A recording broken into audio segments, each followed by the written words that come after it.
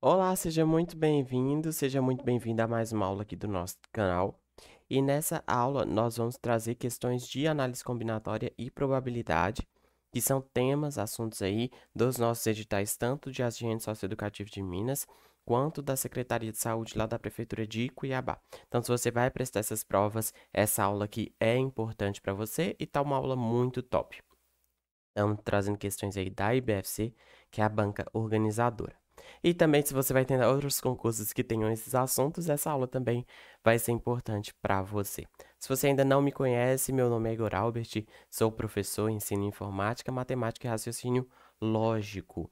E tenho cursos de informática voltados para essas provas. Eu vou deixar o link aqui na descrição e eu já te convido de antemão a participar e vir estudar conosco. Vai ser um prazer imenso tê-lo por aqui.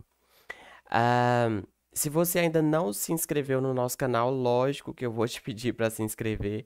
Então é só dar um clique no botão de inscrever-se, sua mão não vai cair e você me ajuda muito a continuar fazendo esse trabalho aqui. Além disso, eu estou lá no @prof.igoralbert. Também tem conteúdo interessante, também tem conteúdo importante lá. E eu também tenho ah, aulas particulares, tenho disponibilidade para dar aulas particulares. E se você tiver interesse em estudar comigo, vai ser também um prazer tê-lo por aqui. E esse é o meu WhatsApp, você pode entrar em contato e a gente vai conversar. Aulas individuais ou em grupo também, beleza? Era isso, acho que sem mais delongas, vamos para as nossas questões. Lembre-se de pausar em cada questão, tentar resolver e ao final a gente vê a resolução e o gabarito, ok? Primeira questão. Um professor pretende formar grupos com seus 20 alunos para apresentar um trabalho de forma que cada grupo tenha exatamente 2 alunos. Nessas circunstâncias, o total de grupos distintos que poderiam ser formados é igual a. Nessas questões de análise combinatória, né, que são essas questões em que a gente vai precisar contar jeitos de fazer alguma coisa, contar jeitos que algo pode ser montado, criado, é importante você primeiro identificar um ponto importante, que é a ordem dos elementos vai fazer diferença ou não? Porque isso vai ajudar você a entender melhor o problema e vai te guiar em qual fórmula você vai precisar usar. Então vamos analisar aqui. Vamos supor que a gente tenha alguns alunos aqui. Vou colocar só três: Ana, Beto e Camila. Tá? A, B, C. Vamos colocar mais um. E Dante. Beleza. A, B, C, D. Se eu estou formando grupos de alunos, se eu formo o grupo Ana Beto, esse grupo é o mesmo que eu formar o grupo Beto Ana. Então, neste caso, a gente entende que a ordem não vai fazer diferença. E aí, lembre-se que a gente tem dois principais atores aqui na análise combinatória, que são o arranjo e a combinação. No arranjo, você pode lembrar que a ordem importa. Importa. Lembra desses dois R's aqui? Ordem importa. Beleza? E na combinação, não. Então, se a gente já identificou que na combinação a ordem não importa, é a combinação que a gente vai precisar usar neste problema. E aí, a combinação de n elementos tomados P a P é igual a n fatorial, P fatorial, n menos P fatorial. Beleza? Lembrando o que é fatorial. Esses conceitos são todos conceitos muito importantes que você, se você não lembra, você vai precisar olhar algum material, olhar algum conteúdo para relembrá-los. Mas rapidamente, o que é o fatorial de um número? Por exemplo, o fatorial de 3 é 3 vezes 2 vezes 1. Fatorial de 5, 5 vezes 4 vezes 3 vezes 2 vezes 1. Então, é a multiplicação do número por menos 1, menos 1, menos 1 até chegar no 1. Grosso modo, o fatorial de um número é isso, beleza? Não é fatoração, é fatorial. Beleza. E aqui o que que a gente tem? A gente tem 20 alunos e a gente vai precisar escolher grupos de 2, né? Um professor pretende formar grupos com seus 20 alunos para apresentar um trabalho de forma que cada grupo tenha exatamente 2 alunos. Então, o que que a gente tem? O N é o total de, de elementos que a gente tem, que nesse caso são 20, e a gente vai formar grupos 2 a 2. Então, é 20 fatorial sobre 2 fatorial, 20 menos 2 fatorial. E como que a gente resolve isso aqui? Primeiro, vamos desenvolver 20 vezes 19 vezes 18 e eu vou parar aqui. Por que que eu vou parar aqui? Você já vai entender. Aqui eu vou deixar o 2. 2 fatorial é 2 vezes 1, que é o próprio 2. Então, vou deixar só o 2. E aqui, 20 menos 2 é 18 fatorial. Opa, então eu parei no 18 aqui, porque aqui eu já tenho 18 e aí eu vou conseguir cortar. E aqui eu também vou simplificar o 20 por 2, então vai ficar 10. 19 vezes 10, 190. Então, eu consigo, nessa turma de 20 alunos, formar 190 grupos, né, de 2, de 190 formas diferentes. Beleza?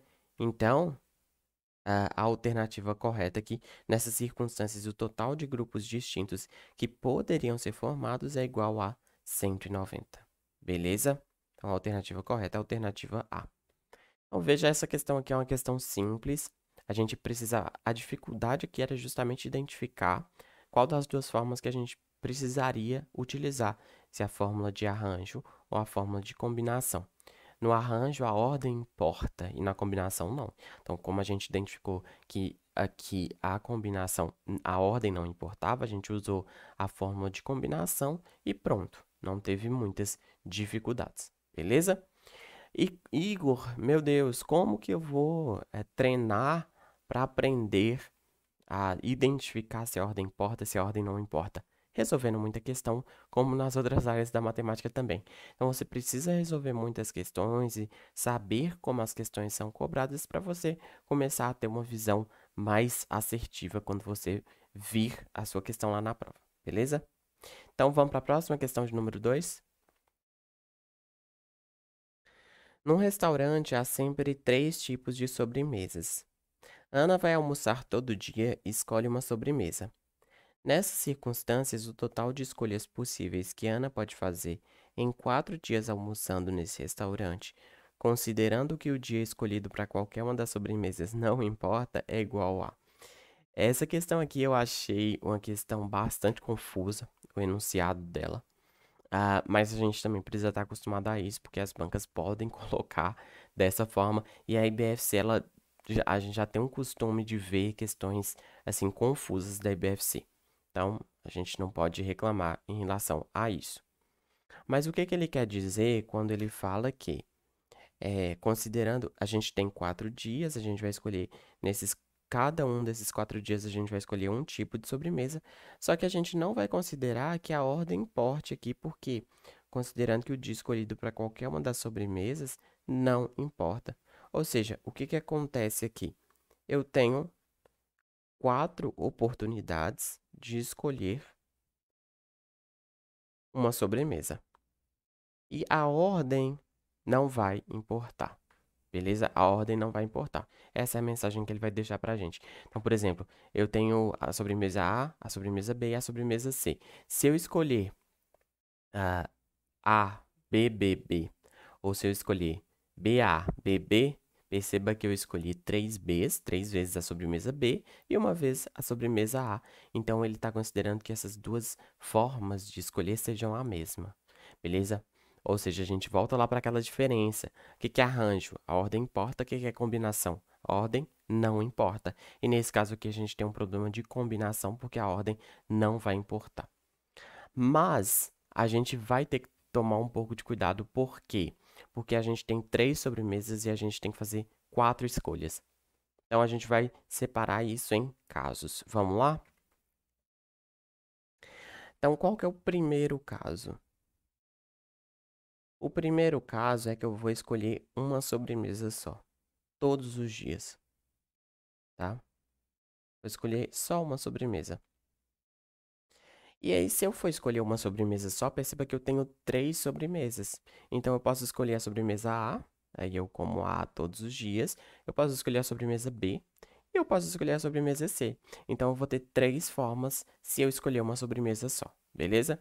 Então, se eu escolher uma sobremesa só, eu tenho 3 formas de escolher. Agora, vamos para o segundo caso. No segundo caso, eu vou escolher 2 sobremesas, tá? E aí, só lembrando, a gente tem as sobremesas A, B e C. E o que que acontece? Eu posso escolher comer as sobremesas A, B, posso escolher comer as sobremesas A e C, e posso escolher comer, aí desculpa, as sobremesas B, C.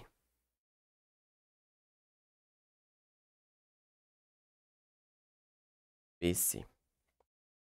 Beleza? Ah, e aí, o que que acontece? Vamos só fazer esse caso em que eu escolho comer A e B para ficar claro.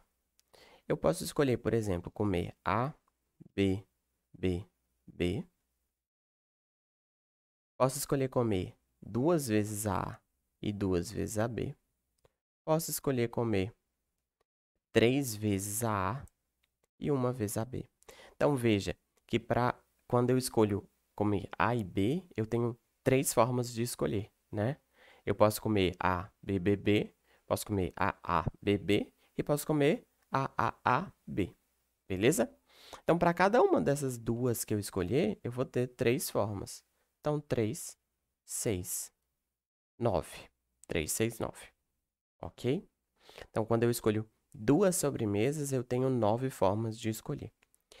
E, por fim, no terceiro caso, eu vou comer as 3 sobremesas. As 3 sobremesas. Então, o que que pode acontecer? Eu vou comer A, B, C. E depois eu vou ter que comer A de novo, ou B de novo, ou C de novo. Ou seja, são mais 3 possibilidades. Beleza?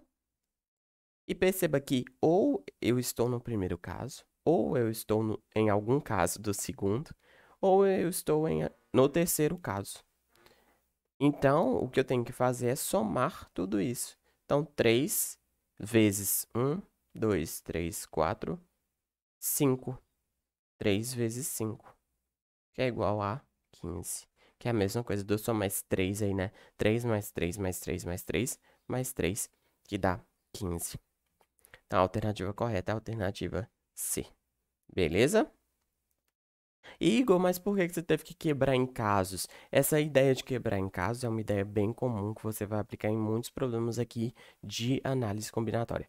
Sobretudo quando você não quer ficar decorando muitas fórmulas. Beleza? Porque, assim, eu sou adepto a quanto menos fórmulas você precisar memorizar, melhor. Até tem fórmulas específicas para resolver problemas aqui de combinação com elementos repetidos. Só que eu particularmente acho um pouco mais difícil, pelo menos hoje, né? Pode ser que eu mude de opinião. Mas eu acho mais difícil você ficar memorizando fórmula arranjo com repetição, combinação com repetição, e tananã com repetição. É complexo. Então é melhor você ter aquelas fórmulas ali básicas de arranjo e combinação e utilizá-las para resolver os outros problemas de forma criativa. Mas aí vai de gosto também. Existe a fórmula de combinação com repetição que você pode achar facilmente e aplicá-la também nesse problema. Perceba que a fórmula clássica de combinação a gente não consegue utilizar aqui, por quê? Porque a gente não tem um conjunto de elementos dos quais nós estamos extraindo um grupo, né? A gente tem 4 dias e a gente tem 3 sobremesas, então você não está pegando os 4 e combinando 3 a 3. Não é essa a ideia. A ideia de combinação aqui é só porque você não está considerando que a ordem faça diferença na sua escolha, ok? E a alternativa correta, a alternativa C, é 15. Mas memorize essa ideia e pratique também essa ideia de quebrar um problema em vários casos, porque em muitas situações isso vai ser útil para você nas suas provas, sobretudo quando a gente está falando de análise combinatória, ok? Vamos para a próxima, questão 3. Marcos esqueceu sua senha de cartão de crédito formada por 3 dígitos numéricos sem repetição. Nessas circunstâncias e sabendo que o primeiro número da senha é igual a 5, a chance de Marcos acertar a senha numa única tentativa é. Isso aqui já é uma questão de probabilidade. E a probabilidade a gente precisa lembrar sempre que é o número de casos que você tem interesse sobre o número de casos total.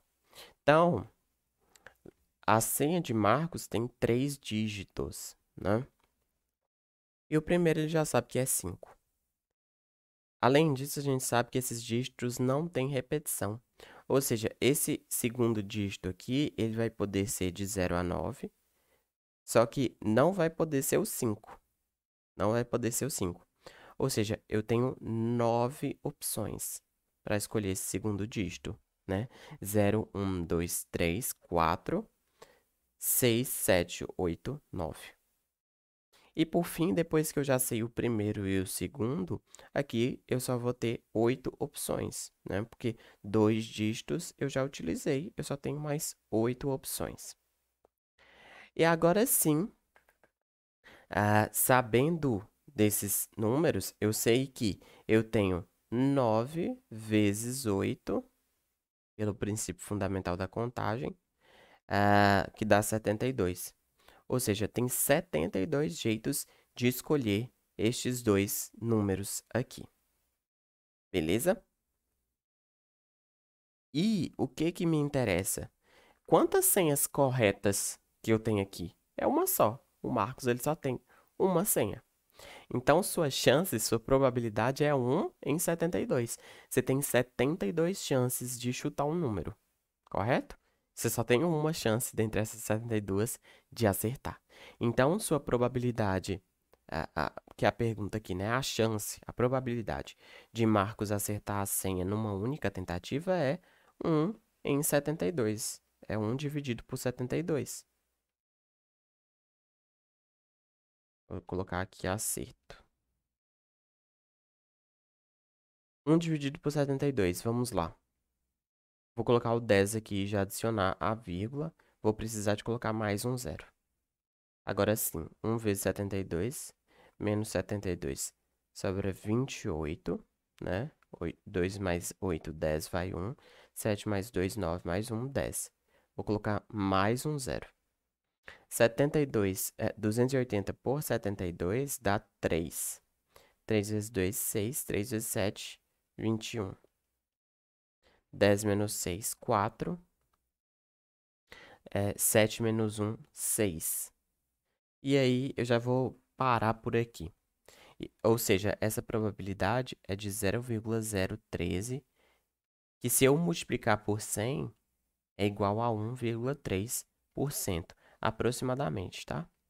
Porque eu não terminei a conta. Então, eu sei que a chance de ele acertar a senha numa única tentativa é 1,3. É 1,3, que é um número entre 1 e 1,5%. A alternativa é. Beleza? Então, veja que eu uso as ideias lá da análise combinatória para contar o número de possibilidades total. E aí, isso vai ser o denominador da minha fração. Depois eu conto a quantidade de coisas que me interessam, que nesse caso é um chute só, é uma possibilidade de acerto só em 72, e aí eu faço a divisão e acho a resposta. Beleza? Vamos para a próxima? Questão 4. Jogando um dado 2 vezes ao chão e anotando seu resultado, a probabilidade de a soma entre as duas faces voltadas para cima ser maior que 5 é. Então, vou pegar um dado, jogar 2 vezes ao chão e vou anotar o resultado e vou ver quando que a soma vai ser maior do que 5. Bem, nesse caso aqui, a gente consegue até escrever todas as possibilidades e a gente vai utilizar mais ou menos essa ideia. Vamos lá? Então, se a primeira jogada for um 6, eu posso tirar qualquer número entre 1 e 6, que eu já vou ter uma soma maior do que 5, né? Então, aqui já deu 1, 2, 3, 4, 5, 6 possibilidades. Se a primeira jogada for um 5, eu também tenho 6 possibilidades. Por quê? Porque se a minha jogada for um 5, a outra jogada vai ser no mínimo 1. 5 mais 1, 6, já é maior do que 5. Beleza? Agora, se a minha primeira jogada for um 4, eu não posso tirar 1. Porque se eu tirar 1, a soma não vai ser maior do que 5, vai ser igual a 5. Então, eu vou poder tirar de 2 a 6 e, portanto, eu só tenho 5 chances de a soma ser maior do que 5.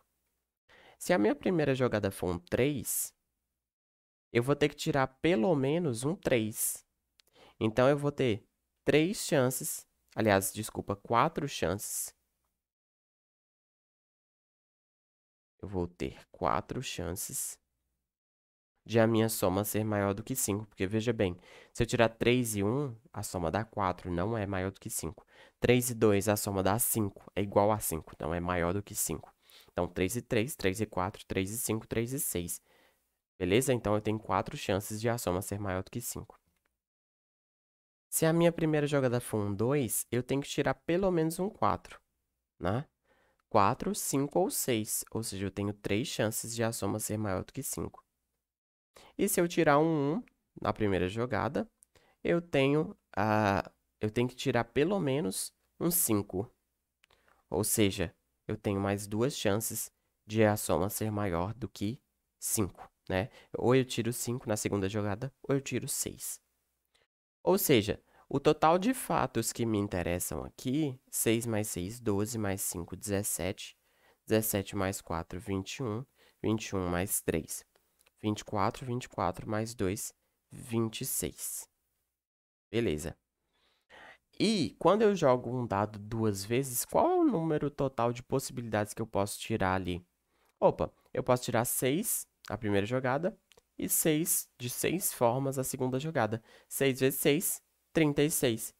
Então, o número total de possibilidades que eu tenho é 36, porque eu posso tirar 6 formas da primeira jogada e 6 formas na segunda. 6 vezes 6, 36. E dessas 36, 26 me interessam.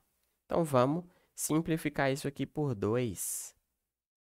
13 por 18.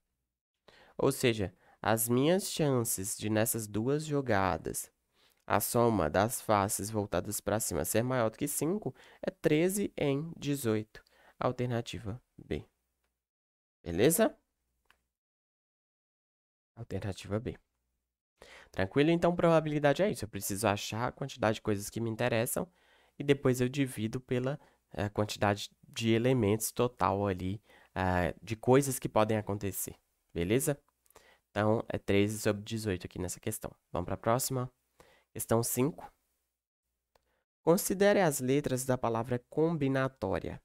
Então, se tivesse que se escolher uma única letra, a probabilidade de ela ser a letra A é aproximadamente igual a. Essa de escolher é melhor falar sortear. Se você tem essas letras C, O, M e aí todas as letras da palavra combinatória num saco. A chance de você pegar dentro desse saco sem ver e tirar um A, qual que é? Opa, tem quantas letras A nessa palavra? 2 letras A. Quantas letras no total tem essa palavra? 1, 2, 3, 4, 5, 6, 7, 8, 9, 10, 11, 12. Tenho 12 letras. Então, isso aqui é 1 sobre 6. Só que ele quer em porcentagem. Então, eu preciso fazer essa divisão e multiplicar por 100. 1 dividido por 6. Vou colocar um 0. Dá 1. 10 menos 6 sobra 4. 40 dividido por 6 dá 6. 6 vezes 6, 36. Sobra 4 de novo, então vai ficar 6, 6, 6. Então, isso que dá 0,16. Se eu multiplico por 100, fica 16,66%, que é aproximadamente 17%. Ou seja, se eu tivesse todas as letras da palavra combinatória dentro de um saco, fosse lá aleatoriamente e tirasse uma dessas letras, a chance de ser um A seria 2 em 12, né? 2 porque tem 2 As e 12 porque é o número total de letras. E isso equivale a 17% aproximadamente, que é a chance de eu tirar um A, beleza? Então, a alternativa correta é a alternativa C. Questão 6. Um delegado precisa analisar 16 inquéritos distintos, sendo 6 relacionados a roubo, 5 relacionados à agressão e o restante relacionados à pensão alimentícia. Então, já vamos calcular quanto que é esse restante, né? Bem, se eu tenho 6 relacionados a roubo e 5 a agressão, dá 11. Para 16, faltam 5. Então, 5 relacionados à pensão. Nessas condições, a probabilidade desse delegado escolher somente um inquérito e esse ser relacionado a roubo, sabendo que esse inquérito não é relacionado à agressão, é aproximadamente igual a. Portanto, se esse inquérito não é relacionado à agressão, eu já tiro esses 5 aqui. Então, ao invés de 16, eu só tenho 11 possibilidades. Beleza? E, então, esse é o meu total de possibilidades. E dentre elas, eu preciso sortear um que seja relacionado a roubo. Então, é 6 em 11. Tenho 6 chances de escolher um que seja relacionado a roubo, sabendo que eles não estão relacionados à agressão. Então, 6 dividido por 11, vamos lá. 6 dividido por 11 dá 60 por 11. 5. Então, 60 menos 55 sobra 5. 50 dividido por 11 dá 4. Menos 44 sobra 6. E aí entra de novo na repetição, né? Vai ficar 54, 54, por aí vai. Se eu multiplico isso aqui por 100, dá 54,54, que é aproximadamente 55%. Alternativa A. Beleza? Então, nessa questão aqui, a gente precisava ter o cuidado de perceber que o total ali ficou reduzido porque eu já sei que nenhum é relacionado à agressão. Então, o universo ali de possibilidades reduziu e, portanto, eu tenho que considerar isso nos meus cálculos também. E aí, seguir aquela ideia de pegar as coisas que me interessam sobre o total de coisas que tem ali para eu escolher. Então, a alternativa correta é a alternativa A. Ok? E era isso que a gente tinha para hoje. Espero que tenha ajudado vocês a entenderem e verem como essas questões de probabilidade e análise combinatória são cobradas na prova. Estude, faça muito exercício, resolva muita questão, porque tudo isso te ajuda muito a compreender esses conceitos. E não se esqueça de se inscrever no canal, de deixar o like se você gostou da aula, deixe um comentário se você entendeu, se você teve muita dificuldade, e de nos acompanhar no Instagram também, porque tem muito material lá. É isso, você não está só nessa jornada, vamos que vamos. Obrigado e até uma próxima. Falou!